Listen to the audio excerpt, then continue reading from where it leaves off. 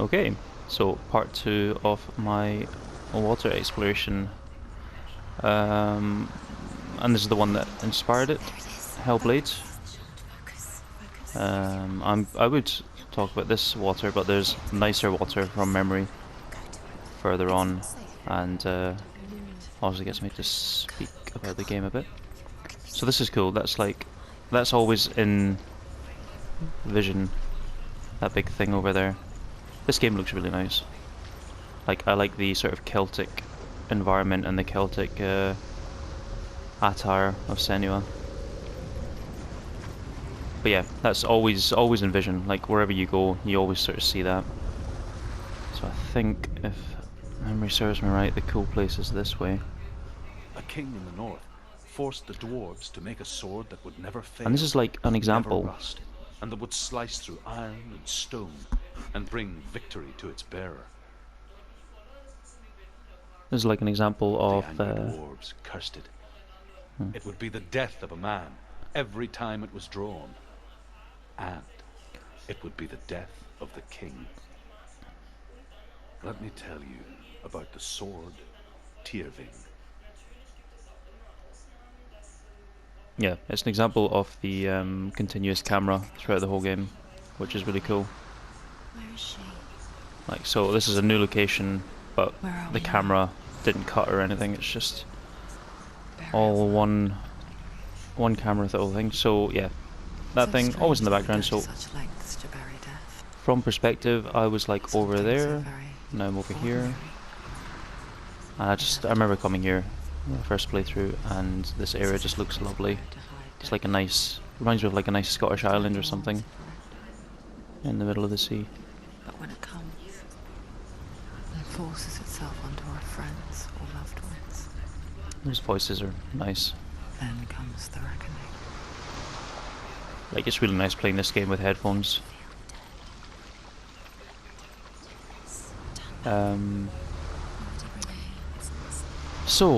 But yes, no, this game was the game that inspired me to talk about the water, because I really enjoy the water. That's actually not a very good example, just watching that there. That's annoying that that's not a good example, because the foam just starts there and goes. But usually it's layered quite well.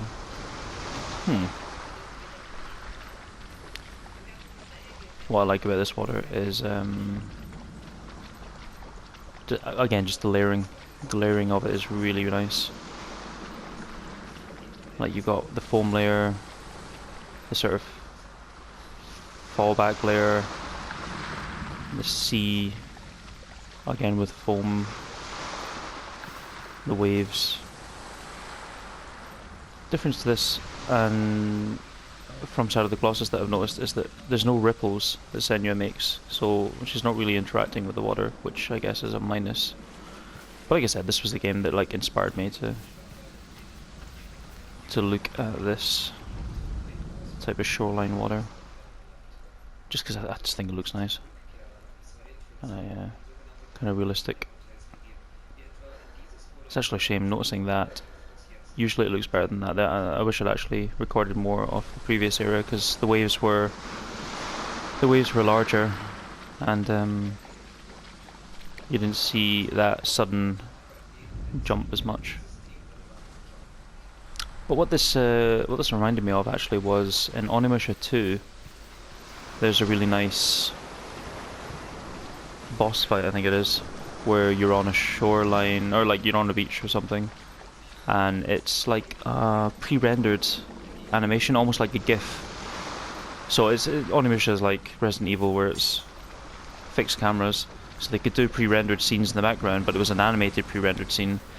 So it just had like really nice waves clashing in and then falling back, and it looked really good.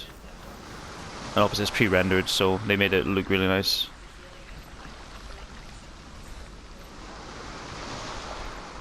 Yeah, so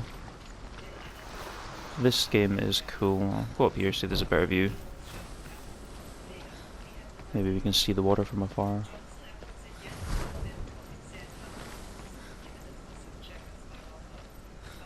I'm impressed that they went from DMC to this, because this is It's a lot better that they went to like an original IP.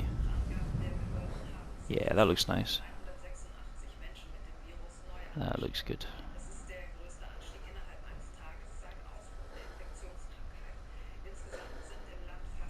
Apparently they're making a sequel to this as well, which should be good.